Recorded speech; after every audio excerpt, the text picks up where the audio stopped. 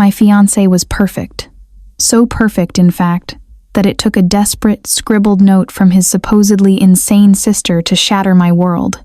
During a visit, in a grip of chilling despair, she secretly pressed a crumpled piece of paper into my hand. On it, a single, terrifying warning that still haunts me. Run, he's a monster. My name is Clara, and I was a kindergarten teacher. My life was a simple, peaceful melody until I met Julian. He was a brilliant architect, the director of a rising design firm. Handsome, elegant, with a warm voice and a radiant smile that could melt any heart. He pursued me, an ordinary teacher, with a sincerity that felt almost sacred.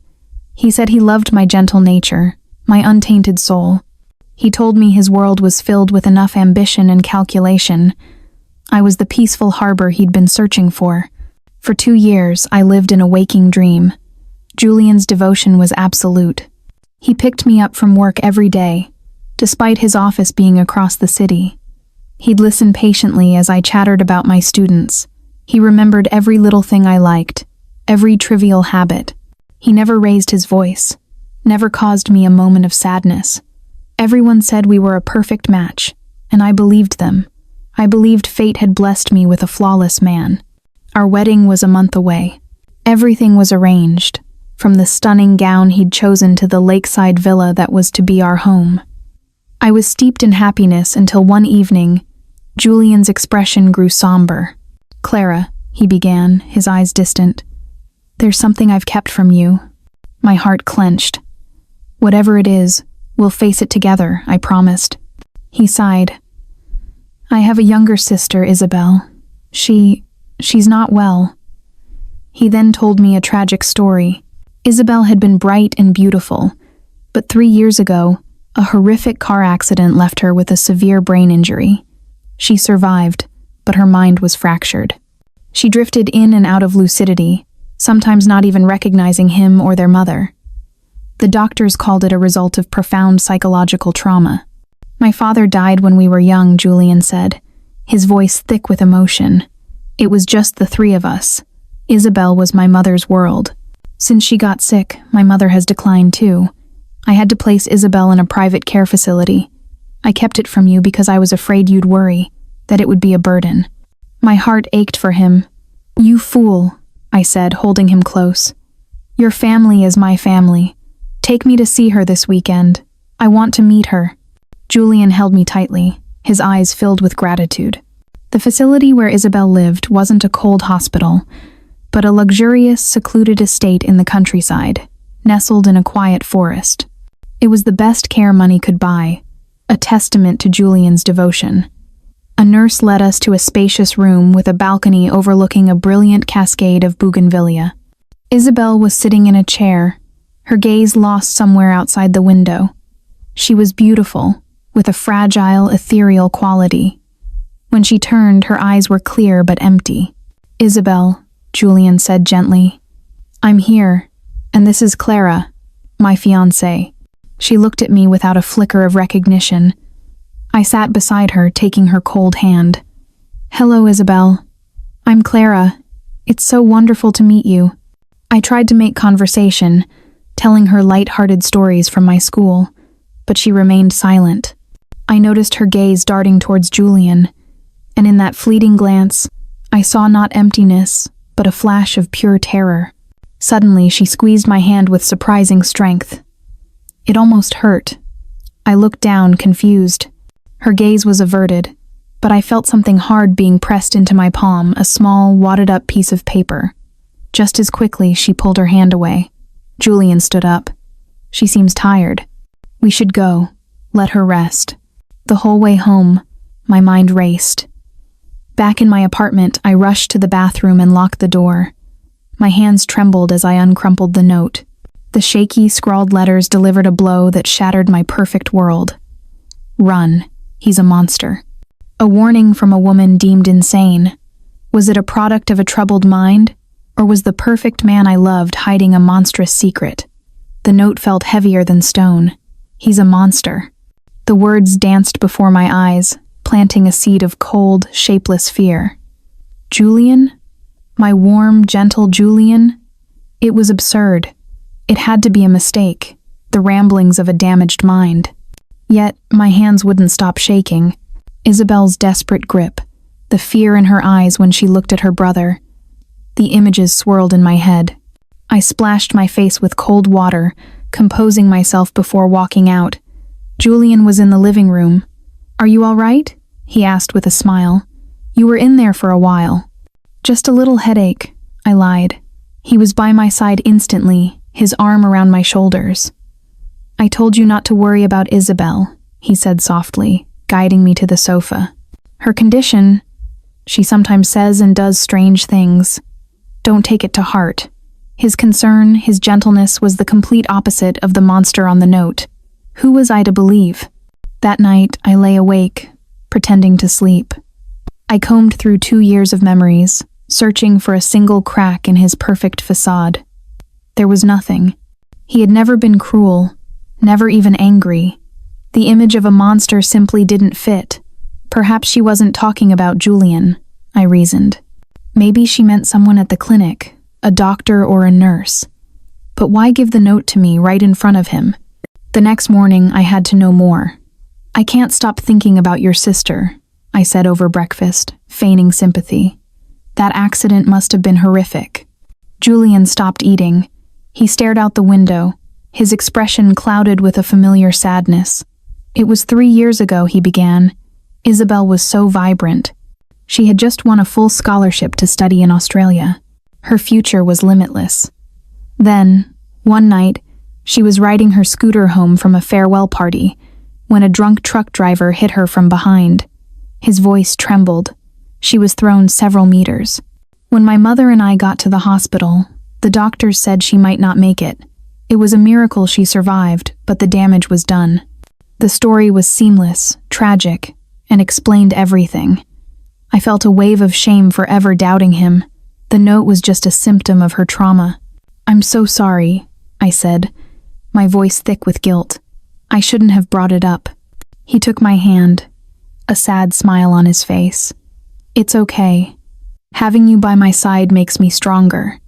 He pulled me into an embrace, and in his familiar scent, my suspicions dissolved. I was wrong to doubt him. Later, I took the note from my pocket, ready to throw it away. But something stopped me. I smoothed it out one last time. A tiny detail I'd missed in my panic caught my eye. The handwriting was shaky, but it wasn't the scrawl of a person who had lost their mind. It had structure. And more importantly, in the bottom corner was a tiny, faint drawing, a bougainvillea flower. Why a bougainvillea? I remembered the vibrant flowers cascading from Isabel's balcony. Was it a coincidence? Or was it a message? The spark of doubt I had just extinguished rekindled, small and stubborn, but refusing to die. Julian's explanation had soothed my fears, and life returned to its sweet rhythm. We finalized wedding plans, and his perfect, attentive behavior convinced me the note was just a tragic misunderstanding. But the image of that faint flower and Isabel's desperate grip would still surface in my dreams. Then I started noticing things. Small, unsettling cracks in his perfect veneer.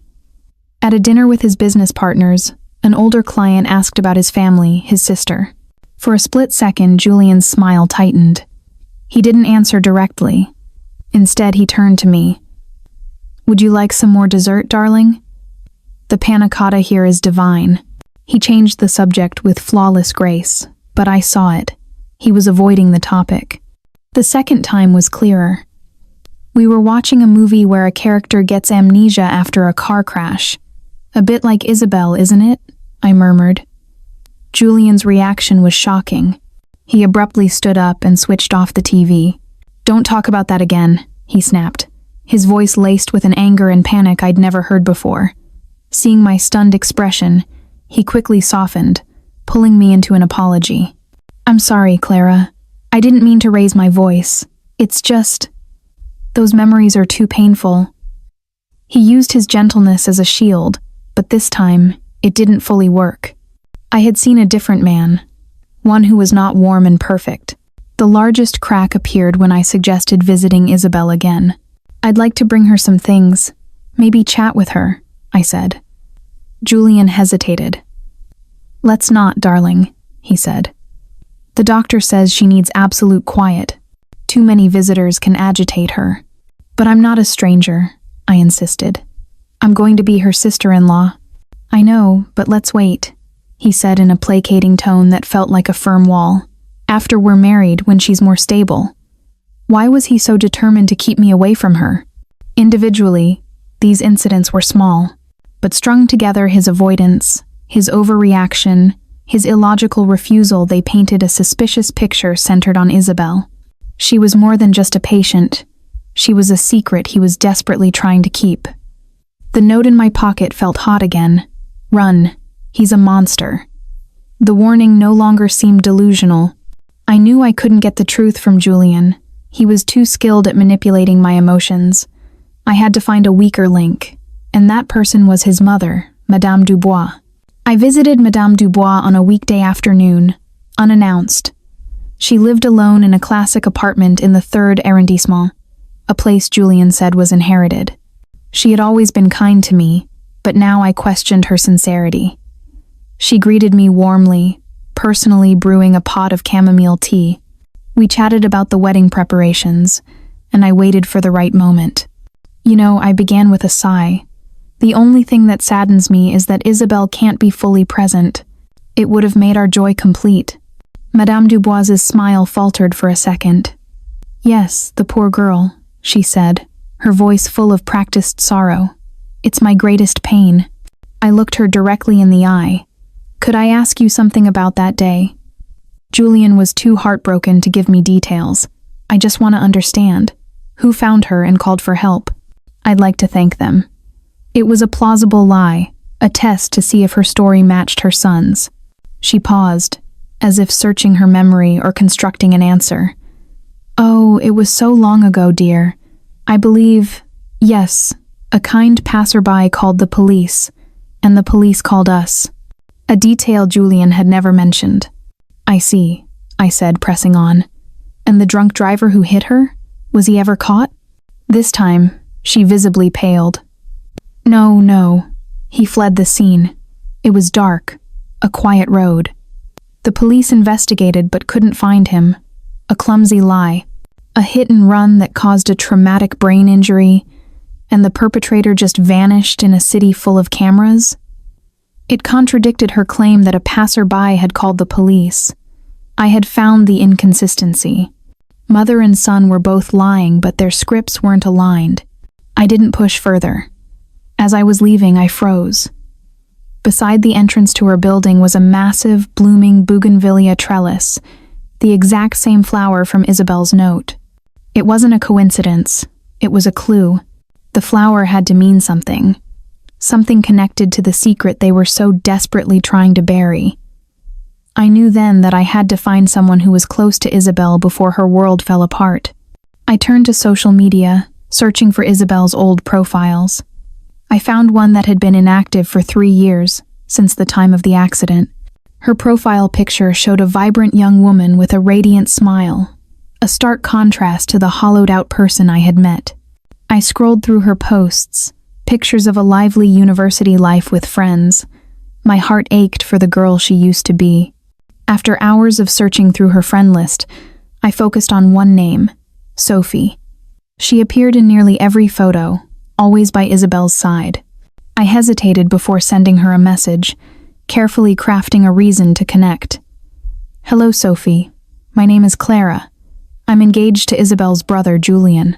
We're planning our wedding and would love to invite Isabel's closest friends, hoping it might lift her spirits. I can see you two were very close. Would you be open to meeting for coffee? Hours later, she replied curtly, Thank you for the invitation, but I won't be able to attend. Isabel and I haven't been in touch for a long time. Her distance was unnatural for such a close friendship. I tried again, more earnestly this time.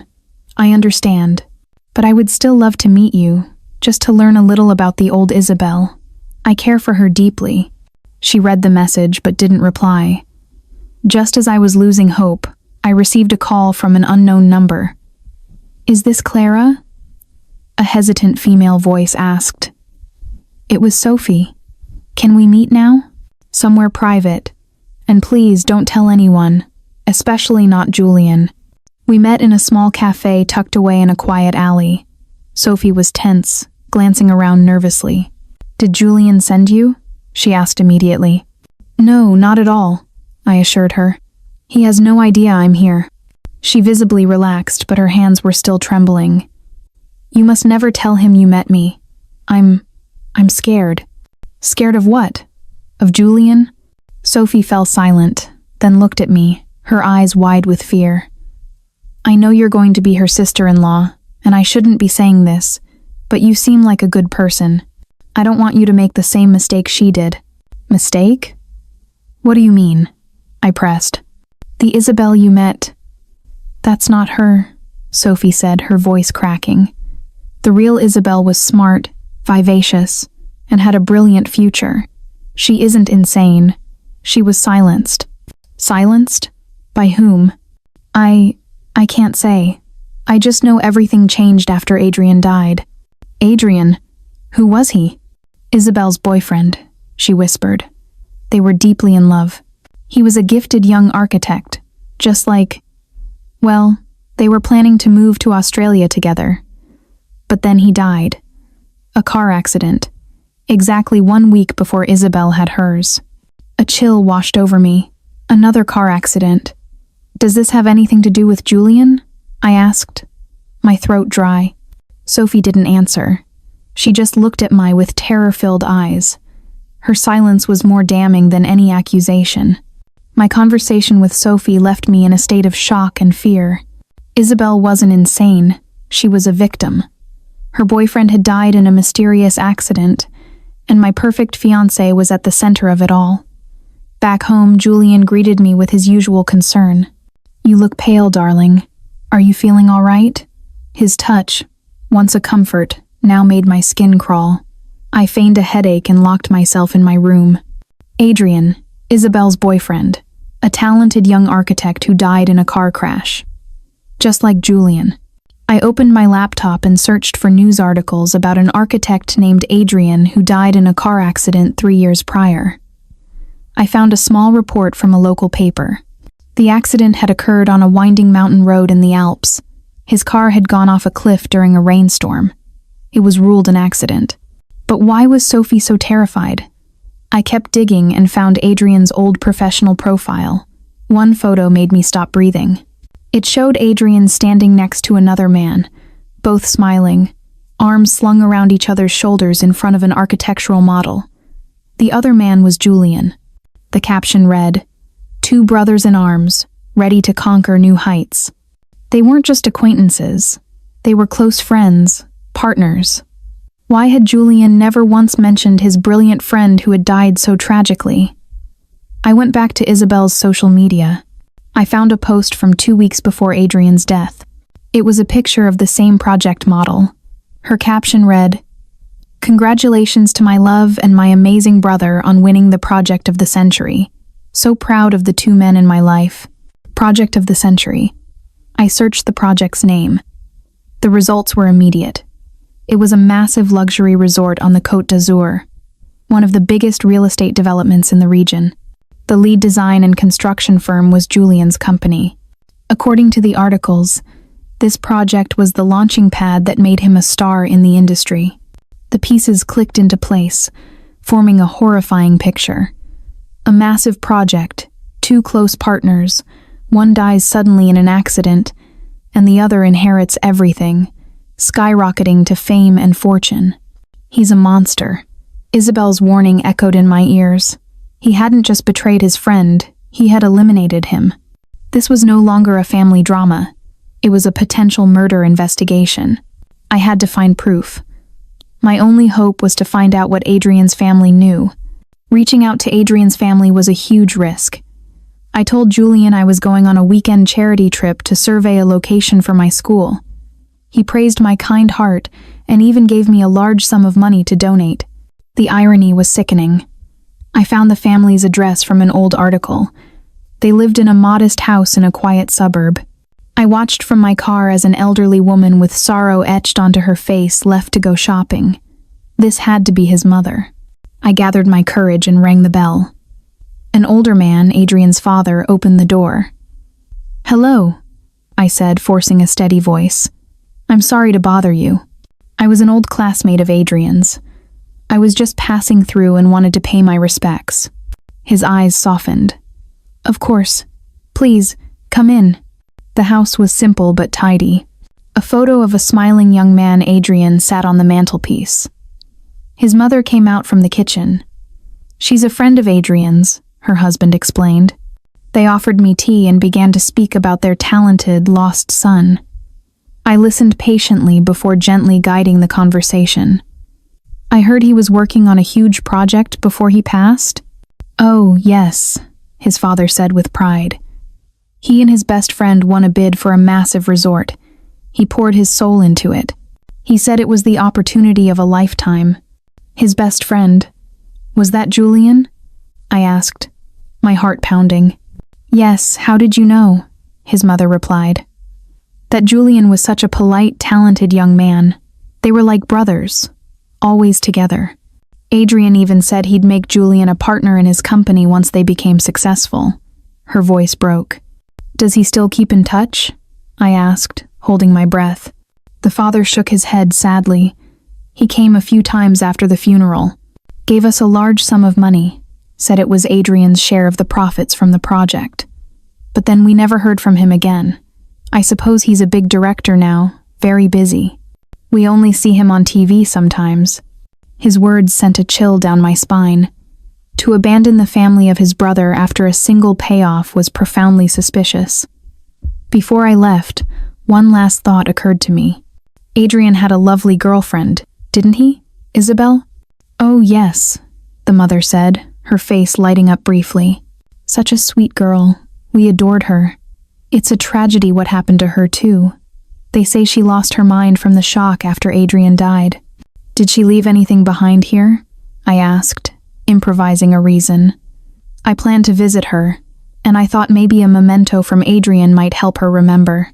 The mother, unsuspecting, led me to Adrian's room, which was preserved like a shrine. She opened a small wooden box. "These are their keepsakes," she said, pulling out photos and letters. Then something shiny caught my eye. It was a small key on a silver chain. "What's this?" I asked. "Oh, that's one of a pair," she explained. Adrian said it was the key to their treasure box. He had one, and Isabel had the other. A jolt went through me. "May I borrow this?" I asked, my voice trembling. "If it could help Isabel, I promise I'll take good care of it," she agreed. I left with the key in my pocket, my heart racing. I knew I had to see Isabel again, alone.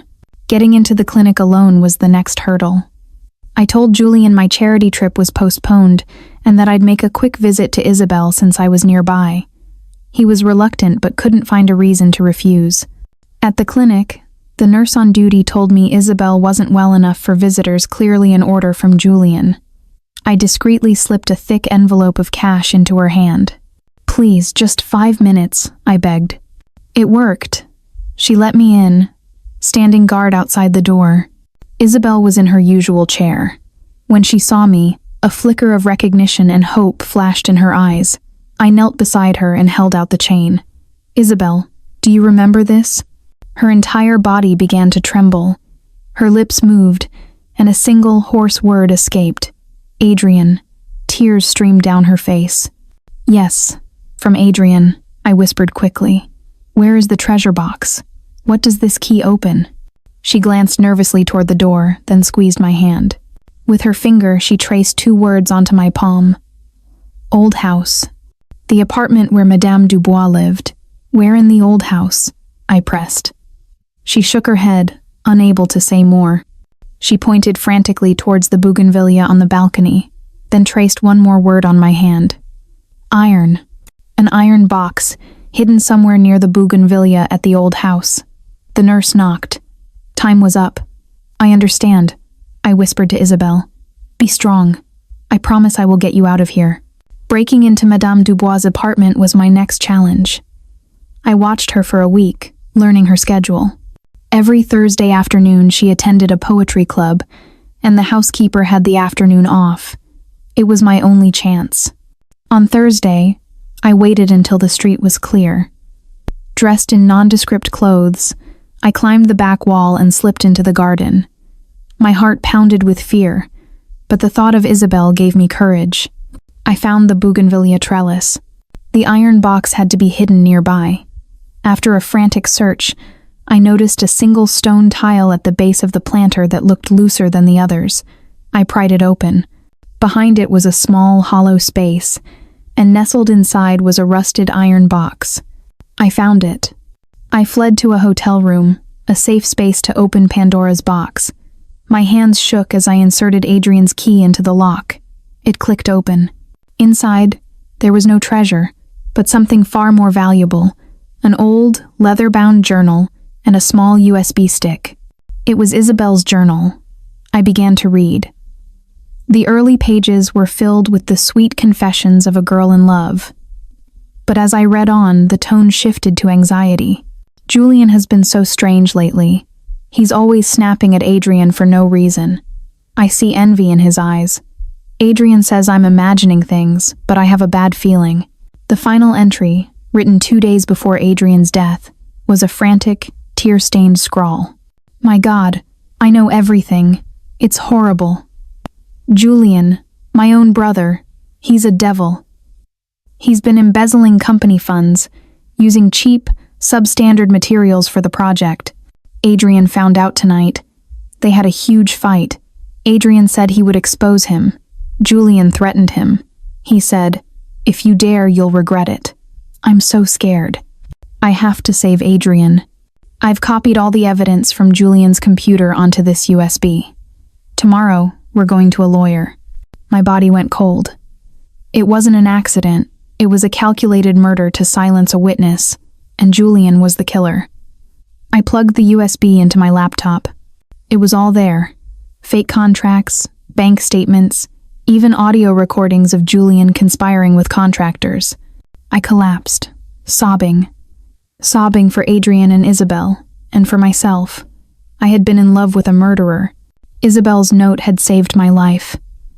I knew then that I had to face the monster. After discovering the horrifying truth, I spent the night in the hotel, my mind reeling. Julian's every past kindness now seemed like a grotesque masquerade. He hadn't loved me. He'd needed my naivety as a perfect cover. The pieces of Isabel's accident fell into place. After killing Adrian, Julian must have known she had the evidence. He and his mother tried to kill her, and when she survived, they locked her away, using drugs to destroy her mind and credibility. It was an act of unimaginable cruelty. My fear gave way to cold fury. I couldn't let them get away with it, but Julian was a cunning, ruthless fox. A direct confrontation would be dangerous. I copied the USB data multiple times, hiding the copies in safe places. Then I called Sophie, my only ally. I told her everything. She broke down, filled with guilt for not believing her friend. She told me Julian killed Adrian, Sophie sobbed, but everyone thought she was just in shock. It's not your fault, I told her. Now we have to act. I need your help. My plan was simple. I would continue playing the role of the oblivious, loving fiancé to keep Julian off his guard, while Sophie would act as a witness and contact Adrian's family. She agreed without hesitation. I returned home the next day, feigning cheerfulness from my charity trip. Julian embraced me, and I had to fight the urge to recoil. I threw myself into the final wedding preparations, discussing venues and honeymoon plans. My carefree act completely disarmed him. Meanwhile, Sophie contacted Adrian's parents. They were devastated and disbelieving at first, but as she presented the details of the business motives, the seed of doubt was planted. They agreed to cooperate. The net was closing, but then disaster struck. One evening, I was reviewing the files from the USB in my room, and I forgot to lock the door. Julian walked in without knocking. "What are you looking at so intently?" he asked, walking towards me. My heart stopped. The screen was filled with the fake contracts. I snapped the laptop shut, but it was too late. He had seen it. The warmth vanished from his face. replaced by a sharp, cold suspicion. "Open it, Clara. Let me see." "It's nothing, Julian," I said, clutching the laptop. "Just confidential company work." He ripped the laptop from my hands, the force sending me stumbling backward. He opened it. The screen illuminated his crimes. He stared at it, then slowly raised his eyes to mine. There was no love left, only fury. "How long have you known?" he hissed. The charade was over. I stood up and met his gaze. "I know everything, Julian. About the embezzlement.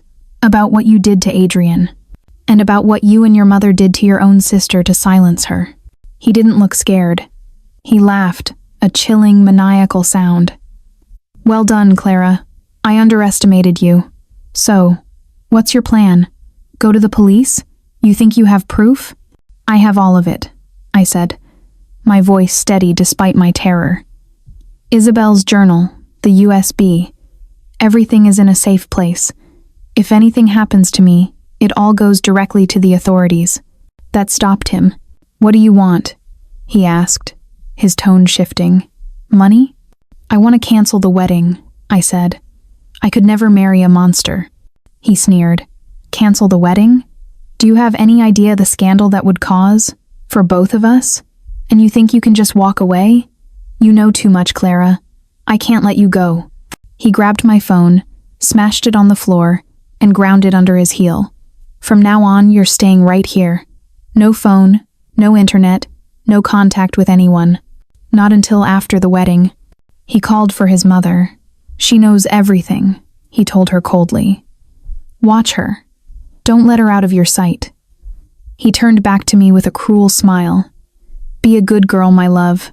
Think of this as time to reconsider. You know what I'm capable of." They left, locking the door from the outside. I was a prisoner in the house that was supposed to be my home. The days that followed were a living hell. I was confined to my room, guarded 24/7 by Madame Dubois and 2 grim-faced women Julian had hired. He visited daily, the mask of the loving fiancé completely gone. "You see, Clara?" he'd say, holding up the wedding dress. "Fighting me is pointless. Just be my beautiful bride, and we can be a happy family. Forget the secrets. It's your duty as my wife to protect me." I responded with silence. I pretended to be broken, to have accepted my fate. My apparent surrender made them careless. And in their carelessness, I found my opportunity. Hidden in a box of old teaching supplies was a child's tablet I had bought for work. They'd dismissed it as a toy, but it had a weak Wi-Fi connection. One afternoon, when only Madame Dubois was on guard, I feigned a stomachache. "I feel awful," I moaned. "Could you please get me some mint tea from the kitchen?" She hesitated, then left. The moment she was gone, I grabbed the tablet. It connected to a neighbor's faint, 1-bar signal. I had only seconds. I opened the kid-friendly messaging app. The only person in the contacts was Sophie. My fingers flew, typing a coded message I prayed she would understand. "Remember the bougainvillea? It's about to wilt. Save it." I hit send, deleted the message, and hid the tablet just as Madame Dubois returned. My fate was now in Sophie's hands. Meanwhile, Sophie had been frantic. She hadn't been able to reach me for a week. Just then, her phone buzzed with a notification from a strange username. Teddy Bear. It was the kids' app. The message was bizarre, but 2 words stood out: bougainvillea and wilt. She remembered our conversation. It wasn't a wrong number. It was a cry for help. I was in mortal danger. Without a second's hesitation, she ran to the nearest police station. Convincing the police was difficult. A cryptic message wasn't much to go on, but Sophie's frantic persistence, combined with the story of Adrian's death, caught the attention of a senior detective. He looked up the old accident report and found several inconsistencies. He decided to pay an unexpected visit to Julian's villa. The next morning, one day before the wedding, the end came. Julian entered my room, holding the gown. "Put this on," he commanded. "I want to see you as a bride." He threw it on the bed and left, locking the door. I stared at the dress, a symbol of my impending doom. Suddenly, I heard the doorbell ring insistently, followed by a loud official voice. "Police! Open the door!" My saviors had arrived. I heard Julian and his mother panicking outside. This was my only chance. I grabbed a heavy crystal vase from the dresser and with all my strength hurled it through the balcony's glass door. The sound of shattering glass ripped through the house. I screamed at the top of my lungs. "Help me! I'm locked in here. Help!" The police outside heard the crash and the screams. They broke down the front door. A special unit stormed in, subduing a stunned Julian and Madame Dubois. Officers sprinted upstairs and kicked open my door. They found me, disheveled and surrounded by broken glass, a pristine white wedding dress lying on the bed behind me. "Are you all right, miss?" an officer asked gently. I shook my head, tears of relief streaming down my face. "I am now. Thank you for coming." Then, my legs gave out, and I collapsed. I was finally free. The police raid brought an end to Julian and his mother's reign of terror. Caught in the act of false imprisonment, and faced with my testimony and the mountain of evidence I provided Isabel's journal, the USB stick they had nowhere to run. The case became a media sensation.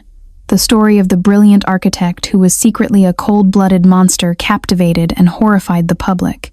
Before the overwhelming evidence, Julian and Madame Dubois confessed. Julian was charged with murder, attempted murder, kidnapping, and embezzlement. He received the highest possible sentence, life in prison without parole. His mother, as an accomplice, also received a lengthy prison sentence. On the day of the verdict, she collapsed in the courtroom, her blind devotion having led her son to ruin and herself to disgrace. Isabel was finally freed. Removed from the sanatorium and the heavy sedatives, she began the long, arduous journey of recovery. With proper medical care, her memories and cognitive functions slowly started to return. She was supported by myself, Sophie, and Adrian's parents, who were grateful beyond words that their son had received justice. They treated Isabel and me like family. The storm passed, but its impact remained. It was a brutal lesson about greed, deception, and the chilling truth that monsters sometimes wear the most angelic masks. A year later, my life has found a quiet rhythm again. The trauma forged me into someone stronger, more discerning. I returned to my work as a kindergarten teacher, the innocent laughter of children a balm for my soul. Isabel has made a miraculous recovery. She has become a passionate advocate for victims of psychological abuse, using her story to inspire others. We have become as close as sisters, bound by the ordeal we survived together.